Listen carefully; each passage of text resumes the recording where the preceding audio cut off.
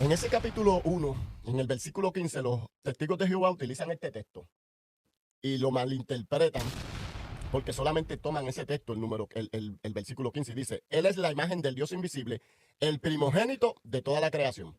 La raíz de donde el Cristo iba a venir, que no iba a tener relación con la semilla del hombre. Antes que Abraham, Yahweh, yo soy el que soy.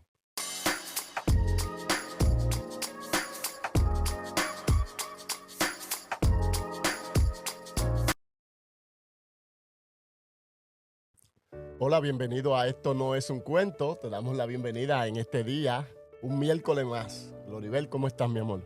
Bien, gracias al Señor, bien contenta de estar contigo aquí para llegarnos a ti, que estás ahí miércoles tras miércoles, para aprender y absorber lo mejor de la palabra del Señor. Amén. Seguimos con el libro de Mateo y hoy tenemos un tema un tanto interesante, porque a Jesús le están preguntando sobre quién le ha delegado a él esa autoridad, lo que nos lleva a nosotros a otra pregunta. ¿Es Jesús simple y sencillamente un hombre común? ¿O es Jesús alguien más que un hombre común? Esa es la pregunta que nos surge a través de esta pregunta que le hacen los maestros de la ley a Jesús. Vamos a leer en el capítulo 21 del libro de Mateo lo que está aconteciendo. Amén. Mateo 21, 23 en adelante. Amén. Amén. Lo vamos a leer. En el nombre del Padre, del Hijo y del Espíritu Santo. Amén. Cuando vino al templo, los principales sacerdotes y los ancianos del pueblo se acercaron a él mientras enseñaba y le dijeron: ¿con qué autoridad hace estas cosas? ¿Y quién te dio esa autoridad? Respondiendo Jesús les dijo: yo también os haré una pregunta, y si me la contestáis, también yo os diré con qué autoridad hago estas cosas. El bautismo de Juan, ¿de dónde era? ¿Del cielo o de los hombres? Ellos entonces discutían entre sí diciendo: si decimos del cielo, nos dirá por qué pues no le creíste. Y si decimos de los hombres, temeremos al pueblo, porque todos tienen a Juan por profeta. Y respondiendo a Jesús dijeron: no sabemos. Y él también les dijo: tampoco yo os digo con qué autoridad hago estas cosas. Pero ¿qué os parece? Un hombre tenía 2 hijos y acercándose al primero le dijo: hijo, ve hoy a trabajar en mi viña. Respondiendo él dijo: no quiero. Pero después, arrepentido, fue. Y acercándose al otro le dijo de la misma manera. Y respondiendo él dijo: sí, Señor, voy. Y no fue. ¿Cuál de los 2 hizo la voluntad de su padre? Dijeron ellos: el primero. Jesús le dijo: de cierto os digo que los publicanos y las rameras van delante de vosotros al reino de Dios. Porque vino a vosotros Juan en camino de justicia y no le creíste. Pero los publicanos y las rameras le creyeron, y vosotros, viendo esto, no os arrepentisteis después para creerle. Ahora bien, ¿qué pasó? ¿Qué fue lo que pasó? Que ellos le preguntaron con qué autoridad hace estas cosas. Bueno, Jesús está sanando y está enseñando las escrituras. Y al ellos ver las sanidades que Jesús está efectuando en las vidas, le preguntan: ¿quién te ha dado esta autoridad? ¿Con qué autoridad tú estás haciendo esto? Y es que estaba aconteciendo algo, se había vuelto una costumbre, y no es el tema porque vamos a estar hablando de la deidad de Jesús, pero queremos hacer un trasfondo de lo que está aconteciendo y que lleva entonces a estos maestros a hacerle la pregunta: ¿quién te ha dado la autoridad de poner la casa en orden? Esa es la pregunta: ¿quién te ha dado la autoridad de poner la casa en orden? Y la casa del Señor se había tomado, lamentablemente se estaba utilizando para hacer transacciones que estaban fuera de lo que es para qué Dios formó la iglesia. Amén. Ahora bien, aquí Jesús no está retrayendo o virando la casa de los cambistas necesariamente porque le estaban facilitando a los que venían a adorar a que tuviesen lo necesario para ellos adorar y para dar sus ofrendas. Aquí el problema era que habían convertido la casa del Señor en una cueva de ladrones donde primero le estaban vendiendo animales que no estaban a la altura, no estaban en condiciones de lo que Jehová había pedido para que fuesen las ofrendas y los sacrificios. Otra de las cosas que se estaban efectuando era que tenían las pesas trampeadas. O sea, la gente iba a pedirle a aquellos que no tenían mucho dinero. Tú sabes que la ley decía que si no tenía dinero, pues la ofrenda tenía que ser una medida de harina. Entonces, al ellos tener las balanzas trampeadas, estaban engañando a la gente. O sea, y era ya una costumbre que dentro del templo estaban robando. Y esto molesta a Jesús. Dice, ustedes han vuelto la casa del Señor en una cueva de ladrones. Y pone la casa en orden. Y pone la casa en orden, tú sabes, porque mi casa ha de ser llamada. Y en pocas palabras, saquen esto de aquí. En pocas palabras. Pero he escuchado a mucha gente que cuando la iglesia está haciendo algún tipo de actividades, comienzan a coger este texto y a querer utilizar este texto e implicarlo en que en la iglesia pues no se pueden vender almuerzo para sacar fondos.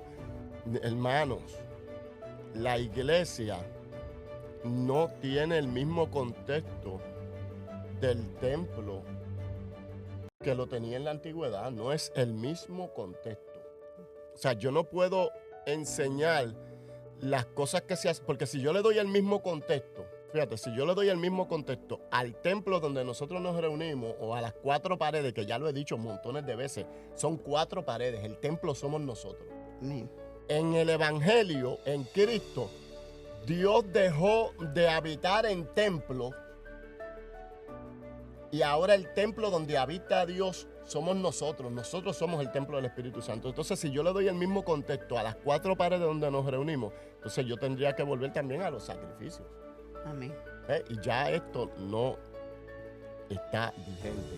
Cristo fue el último y perfecto sacrificio por todos los pecados de la humanidad. Ahora, entonces recapitulizamos y volvemos entonces a la pregunta, ¿quién te ha dado esta autoridad? ¿Es Jesús un hombre común y corriente? 100%. Hemos aprendido a través de los años que es 100% humano y 100% Dios. Amén. Y hay varios textos que se utilizan para enseñar que Jesús es un hombre normal. Y son textos que lamentablemente se sacan de contexto. Porque cuando tú tomas un texto y lo tratas de interpretar por él solo, tú estás cometiendo un error, sino que tú tienes que coger un texto y lo tienes que interpretar en todo su contexto. O sea, los versículos y aún los capítulos que le anteceden, pero también los versículos que le preceden y los capítulos que le preceden para tú poder entender de qué se está hablando. Y hay un tema o hay un versículo que utilizan mucho los testigos de Jehová y lo malinterpretan, que se encuentra en el libro de Colosenses.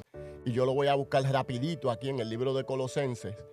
En ese capítulo 1, en el versículo 15, los testigos de Jehová utilizan este texto y lo malinterpretan porque solamente toman ese texto, el versículo 15, y dice, Él es la imagen del Dios invisible, el primogénito de toda la creación. Y dejan ese texto ahí. Y con ese texto, si tú lo dejas ahí y utilizan la palabra primogénito en un mal contexto porque no quieren utilizar los versículos, entonces usan la palabra primogénito en el contexto de primero. Pero el escritor no está utilizando la palabra primogénito en el contexto de primero creado, sino en el contexto de heredero. Ajá. Ok. ¿Te fijas? Sí, que lo ponen como primogénito, como si fueran el nene grande de la casa. El nene grande de la casa, y ese no es el contexto de esta palabra cuando tú lees todo lo que sigue. Entonces te das de cuenta que el escritor está usando la palabra primogénito como un heredero que le pertenece todo, pero no como un primogénito en el sentido de que fue el primero en ser creado. Y para eso tienes que leer los versículos que le anteceden. Entonces dice, Él es el primogénito porque en Él fueron creadas todas las cosas, las que hay en los cielos y las que hay en la tierra, visibles, invisibles, sean tronos, sean dominios, sean principados, sean potestades. Todo fue creado por medio de Él Y para Él. y para Él. Entonces, esto, vuelvo y repito, lo tienes que coger con otros textos de la Biblia para poder entender. Entonces tenemos que ir, y me gustaría que tú buscaras el libro de Juan en su primer capítulo. En el principio era el Verbo, y el Verbo era con Dios, y el Verbo era Dios. Todo fue creado por medio de Él y para Él.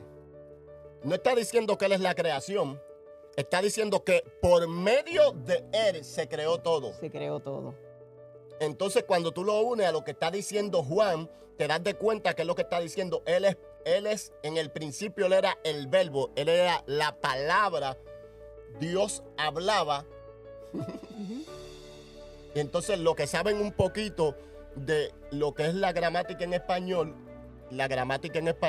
nosotros nos enseñaron muy bien lo que es el verbo, sujeto y predicado. Entonces nosotros tenemos que, en nuestro idioma, tenemos que añadir las funciones gramaticales en algo tan sencillo que yo creo que nos lo enseñan, si no es de primer grado, nos lo enseñan de segundo. Yo no recuerdo cuándo nos lo enseñan. Sí. Pero entonces, ¿el verbo qué es? La acción. Es la acción. El sujeto es De quien se habla. de quien se habla. Y el predicado es lo que se dice Lo que se escribe del sujeto. del sujeto. Y está diciendo aquí que Jesucristo no solamente es el de quien se habla, sino también es la acción. La acción. Y te fijas, es algo que tú tienes que, para poderlo entender, tú no puedes coger un solo versículo de la Escritura para decir que Jesús era un hombre. Esto nos lleva a otras preguntas. ¿Verdad que sí? ¿Por qué es tan difícil creer que Jesús era Dios? ¿Y por qué debo de obedecerlo? ¿Y por qué debo de obedecerlo? Él mismo da la contestación. Pero yo quiero irme un poquitito más para atrás. Y yo quisiera que no te vayas, porque la verdad es que este es un tema tan fabuloso que a mí me encanta. Y nosotros vamos a ir al Génesis, porque aquí yo les voy a enseñar algo que no sé si usted lo ha visto, se lo han dicho, posiblemente sí. Pero en el libro de Génesis nosotros vamos a ver algo tan interesante y a la misma vez tan profundo, Gloribel.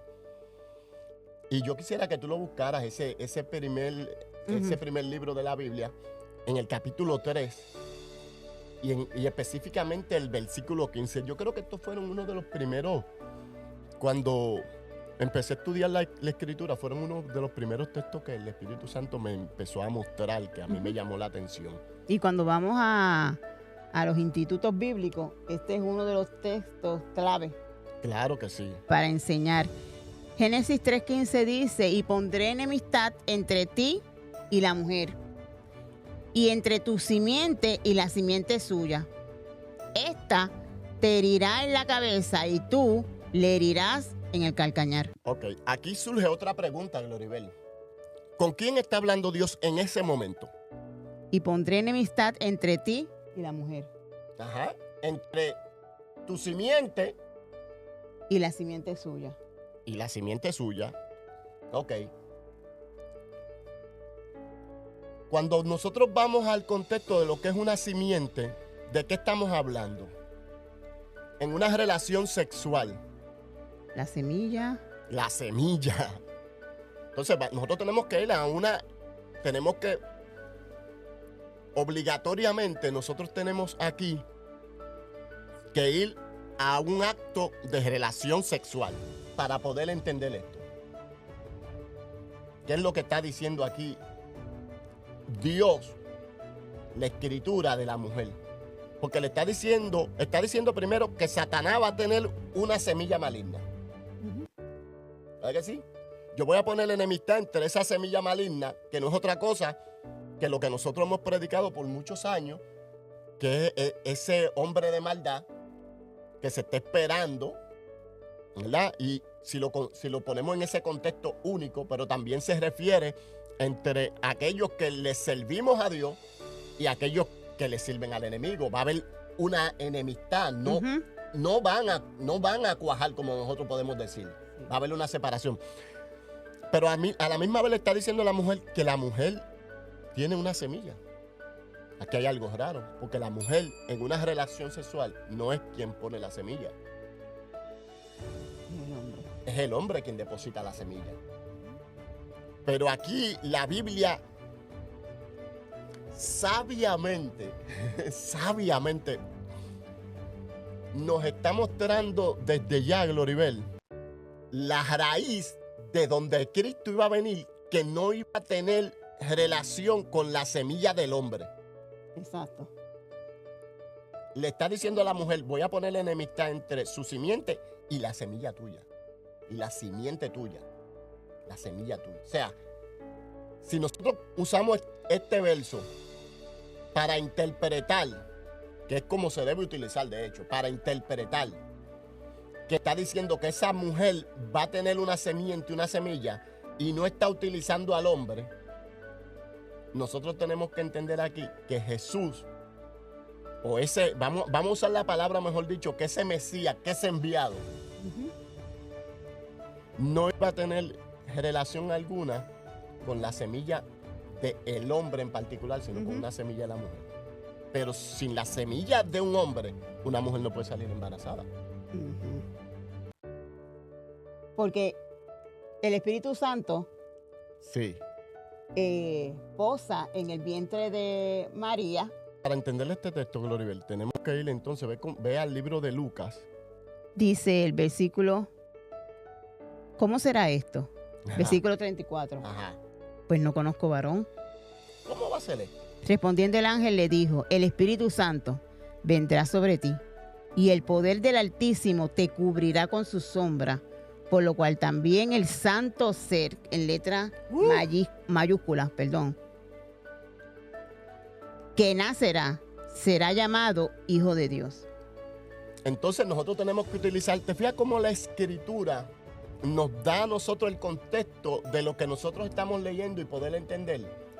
En el Génesis 15 le dice, tu simiente, lo que va a nacer de ti, va a estar en guerra con esa simiente maligna, con esa simiente de pecado. Y ahora aquí vemos en el verso 35, cuando María le pregunta, ¿cómo va a ser esto? ¿Cómo yo voy a tener una simiente? Yo necesito tener relaciones con un hombre. Entonces el ángel le dice, el Espíritu Santo posará sobre ti. Oh, a Él sea la gloria y a Él sea la honra. Es Jesús, un hombre común y corriente. No es Jesús un hombre común y corriente, Gloribel. Entonces, mira, hay otros textos que en el Antiguo Testamento, Gloribel, que me parece que tú lo tienes ahí. Sí, Isaías 7:14, que dice, por tanto, el Señor mismo os dará señal. He aquí que la Virgen concebirá y dará a luz un hijo y llamará su nombre Emmanuel. Que quiere decir Dios con nosotros. Con nosotros. Y esta palabra Emmanuel es el griego, pero en el hebreo es Manuel. O sea, Dios con nosotros. Fíjate que esto nosotros lo podemos encontrar también en el libro de Mateo. Y aquí hay algo que yo quiero enseñar. Porque mucha gente entiende que aquí cuando el ángel en el libro de Isaías le dice, está profetizando que su nombre será Emmanuel, lo está dando como un nombre propio. No lo está dando como un nombre propio, sino que lo está dando como una característica de lo que este niño que iba a nacer iba a representar. ¿Verdad? La palabra Emmanuel, como dijimos ya anteriormente, significa Dios con nosotros. Aquí el ángel no está diciendo que este va a ser el nombre propio con el que se va a llamar el niño. Lo que está diciendo es que la característica de este niño es que Dios estará con nosotros. Estará no solamente con el pueblo de Israel, porque esta profecía también, podríamos decir, abarca la tierra. Dios va a estar con el hombre. Dios va a estar entre los hombres. Y esto le vuela la cabeza a mucha gente. Pero vamos nosotros a entender por qué era necesario que Jesús naciera. ¿Por qué Jesús no es un hombre común y corriente? ¿Por qué? Ok, y para eso nosotros tenemos, y esto no lo queremos hacer muy extenso, pero mira, si usted va al libro de Isaías, en el capítulo 53, un libro bien conocido, y estoy brincando muchos textos que tengo, pero en el libro de Isaías, capítulo 53, habla muy bien de lo que Jesús iba a hacer, lo que ese niño iba a representar sobre nuestras vidas. ¿Y lo puedes leer, Gloribel? ¿Lo tienes ahí? Todos nosotros nos descarriamos como ovejas, cada cual se apartó por su camino, mas Jehová cargó en él el pecado de todos nosotros. Espérate. El pecado de todos fue sobre los hombros de uno. Este hombre no es común y corriente. Este hombre no es común y corriente porque este hombre está haciendo algo que solamente Dios puede hacer. Llevar en sí, cargar. Que su vida pueda perdonar los pecados de toda la humanidad. No, este hombre no es normal. Este no es un hombre común y corriente. Y esto fue lo que le voló la cabeza a los maestros del tiempo de Jesús. Porque si tú recuerdas la historia de esta mujer que, y voy a parafrasear, hay muchas historias, pero voy a utilizar esta porque es la que me viene ahora. Si tú recuerdas la historia de cuando Jesús va camino a casa de Jairo, dice, hay una historia ahí paralela, y es la mujer del flujo de sangre, que dice que se acercó a escondidas y tocó el borde del maestro. Y cuando Jesús pregunta quién me ha tocado, y usted conoce la historia, y si no la conoce, léala, gloria al nombre del Señor Jesús. Parece que es el libro de Mateo capítulo 9, ¿verdad? Si no me falla mi memoria. Dice que Jesús pregunta quién me ha tocado. Y cuando la mujer confiesa, Jesús le dice, mujer, ven en paz. ¿Qué dice?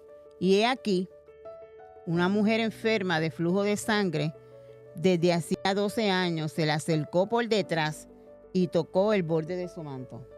Ajá. Porque decía dentro de sí, si tocara solamente su manto, seré salva. Pero Jesús, volviéndose y mirándola, dijo, ten ánimo, hija, tu fe te ha salvado. Y la mujer fue salva desde aquella hora. Tu fe te ha salvado. Pero ven acá.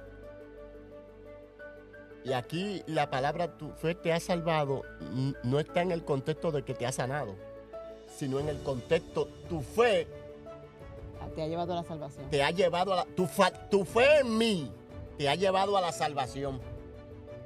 Cuando Jesús es bautizado en ese mismo libro de Mateo, en el capítulo 3, dice que después que Jesús fue bautizado, capítulo 3, versículos 16-17, subió luego del agua y aquí que los cielos fueron abiertos y vio al Espíritu de Dios que descendía como paloma y venía sobre él. Y hubo una voz del cielo que decía, este es mi Hijo amado, en el cual yo me complazco. ¿Es Jesús un hombre común y corriente? No.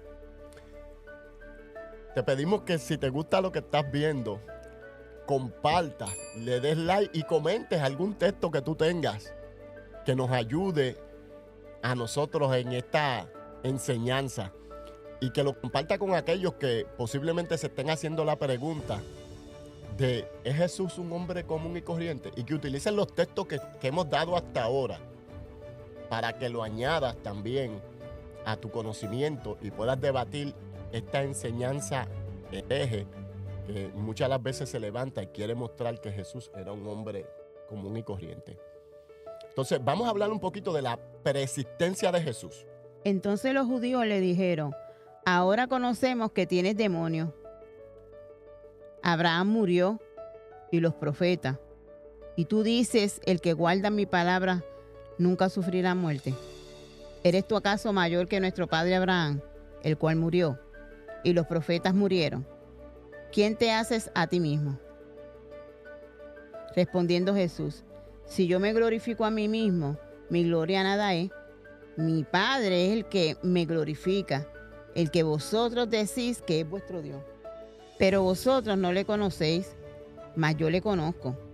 Y si dijere que no le conozco, sería mentiroso como vosotros, pero le conozco y guardo su palabra. Entonces le dijeron los judíos: ¿aún no tienes 50 años y has visto a Abraham? De cierto os digo, antes que Abraham fuese, yo soy. Si nosotros traducimos esto a lo que Jesús está diciendo, tenemos que ir entonces al Éxodo. Porque cuando nosotros vamos al Éxodo, mira lo que dice Éxodo capítulo 3, versos 13 y 14. Y dijo Moisés a Dios: he aquí que llego yo a los hijos de Israel y les digo: el Dios de vuestro padre me ha enviado a vosotros. Y ellos me preguntarán: ¿cuál es su nombre?